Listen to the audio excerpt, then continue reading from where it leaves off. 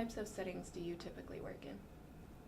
As an interpreter, I have a lot of different settings. I started phone interpreting, and then I wanted to work for a bigger organization, and I applied as a Spanish operator.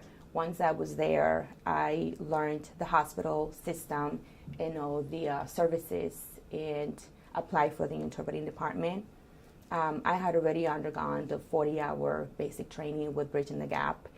And so it was easier for me to pass the testing the organization had for that specific position. And as an operator, it kind of helped me dive into the phone interpreting. From phone interpreting, I did primary care, which is the close to homes services that the hospital provides. And from that, I went weekend nights, emergency trauma room. So I've had like really severe cases. At the same time, I was dispatching and I was taking phone calls from providers, community. And so now I am doing only outpatient clinics. These are specialty clinics. And I also do in-house, which means admissions. So my job can vary, although I have a schedule to follow from 8 to 5. Sometimes we are pulled out of our schedule for situations that need immediate language services.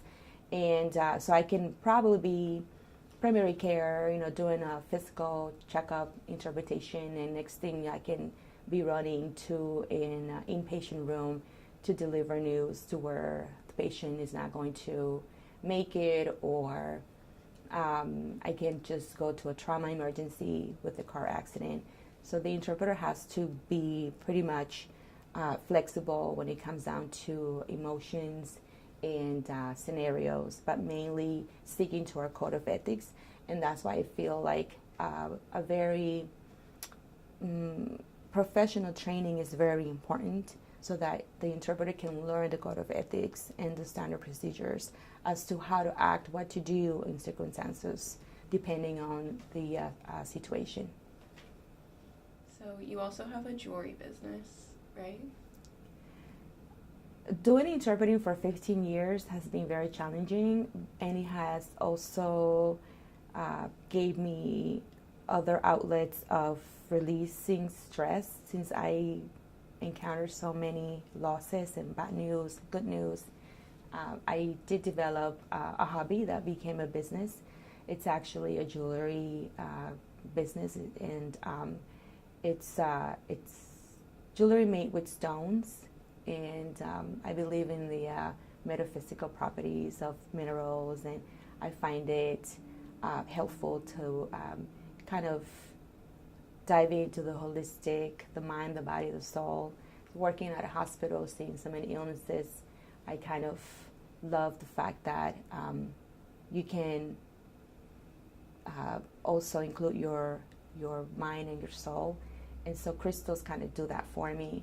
And that's how the jewelry business kind of took place.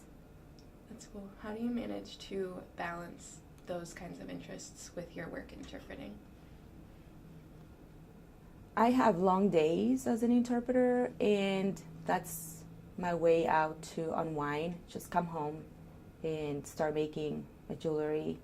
I make it more of a relaxing, meditating kind of time.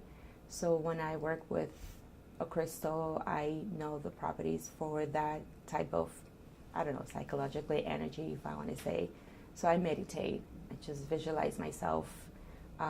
So meditation and visualization is basically what helps me do both. I manage to work during the day and then come home and do my business, but more as a hobby rather than to something that it's going to become more of than, how do I say this?